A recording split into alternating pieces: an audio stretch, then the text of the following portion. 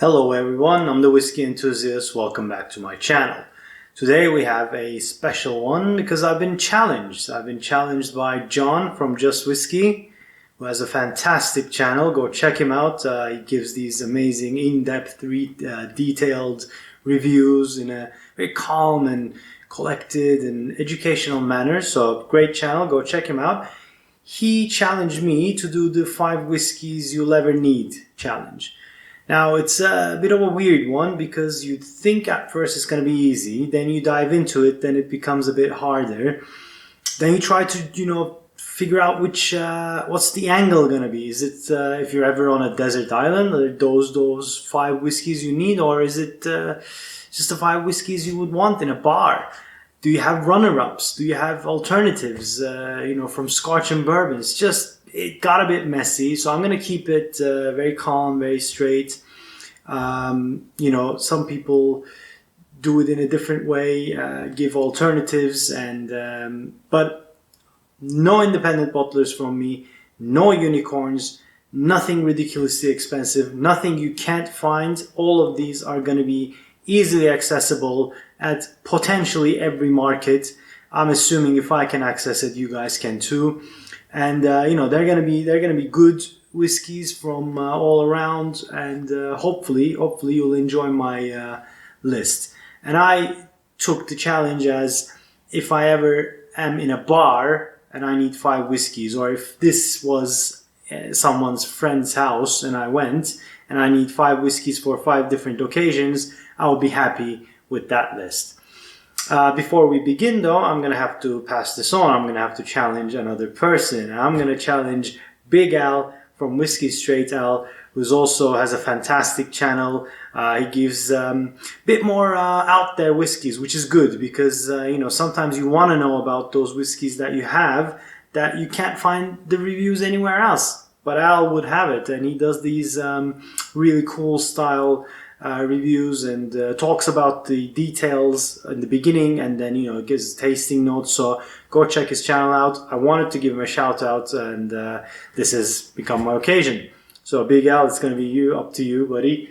Now I'm going to start. So the categories are the daily drinker, a cheap mixer, impress your guests, something special, and something great. So let's start with the daily drinker. Like I said, there's millions of daily drinkers. Does it have to be a cheap one, expensive one? I don't know. But my style, I picked, if I drank this every day, I would be absolutely happy. And that's going to be Glenfiddich Project 20. There you go. I'm going to put a link up there because I reviewed this one. It's a fantastic whiskey, in my opinion. It has a really cool backstory.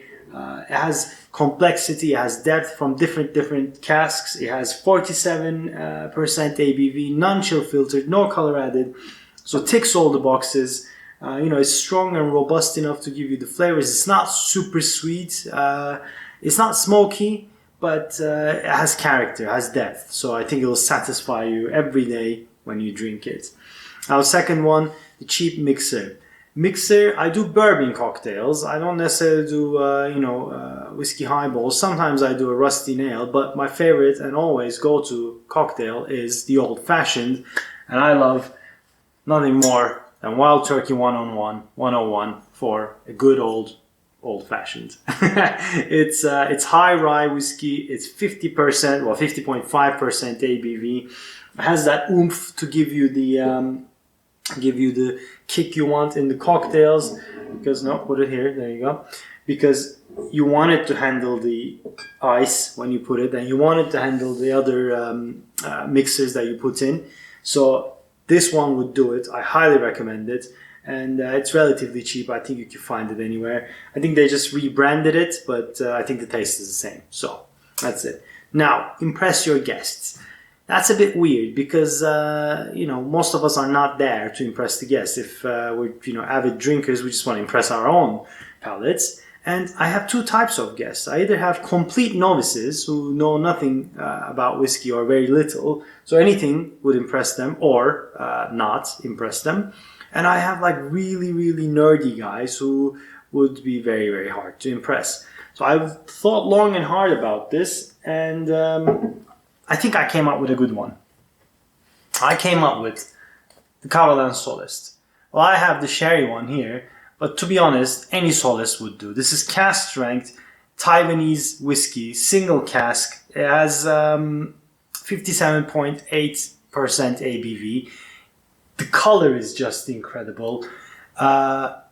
It's weird enough to impress the novices because it's Taiwanese whiskey and most of them wouldn't have heard it, and then you can explain the single cask stuff, and it's also cool enough to impress my more nerdy guests because, like I said, single cask, non-chill filtered from Taiwan, very dark, very broody whiskey because of all the atmosphere and climate in Taiwan.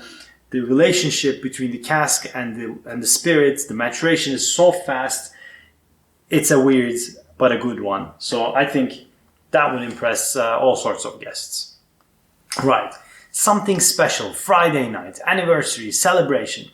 It's a hard one. Anything could be anniversary. I mean, I love all my whiskeys and I love to celebrate with them. I don't drink when I'm upset. I always drink when I'm happy. But because of its cool backstory, because of how hard it is to make, and it tastes goddamn beautiful, you know, it tastes like tiramisu on a plate, and it's gonna be the signet for me. There you go. Look at that. Even that could go with impress your guests, but still. And I'll put a link up there because I reviewed this one as well. It's a gorgeous looking bottle. It's a gorgeous tasting whiskey. They only distill this once a week in a year in a massive distillery like Glenmorangie. They close it and they just produce this. It's chocolatey, velvety, smooth. Sorry, but it is. It is like tiramisu in a glass. It's incredible. Like I said, watch the review. You'll see. I think that's my longest review. It's not an everyday drinker. It's an interesting one, and it might be a bit overwhelming, but it's definitely a special occasion whiskey because it's expensive, but it's not so expensive that no one can afford it, and it's easily found. It's readily available. So I think you should have something in hand to celebrate even the little things, and you would find this in most big stores. Now, something great. What is something great? Something that's made very boutique way, something that's so expensive, something for the ages, a 70-year-old Brora, I don't know. For me, something great is whenever I have it, I'm happy and I say, yes, this is a great, well-made whiskey. And for me, I'm going with Port Charlotte 10. Now, for everything from the oil drum bottle to the 10-year-old age-stated, 50% ABV, non-chill filtered, no color added, and all the cask they use, the terroir of the Bruichladdich distillery, the amount of information they give you. Also, I reviewed it, so go check the link out there if you want to hear more about Port Charlotte 10. And, it's peaty, but it's not Isla peat. You would think it is Isla peat, but no, it's actually from the mainland. So it's more herbal, more tea-like, dirt, mulch, but it also has the red wine sweetness and the bourbon cask shine as well. It is truly a great whiskey. I mean, they all are, but I don't know. This just spoke to me.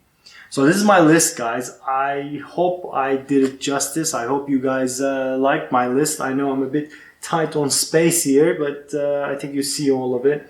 I'm not used to having this many bottles around. I need to think a different setup. Anyway, like I said, I'm challenging Big Al from Whiskey Straight Al, and I'm looking forward to his review, his 5 whiskeys. And let me know what your 5 whiskeys are. And if you liked it, please leave a like and comment below. And if you haven't already, please subscribe to my channel. It means a massive, massive deal to me. And also go check my Instagram at The Whiskey Enthusiast. That's it from me, guys. See you on the next one. Bye.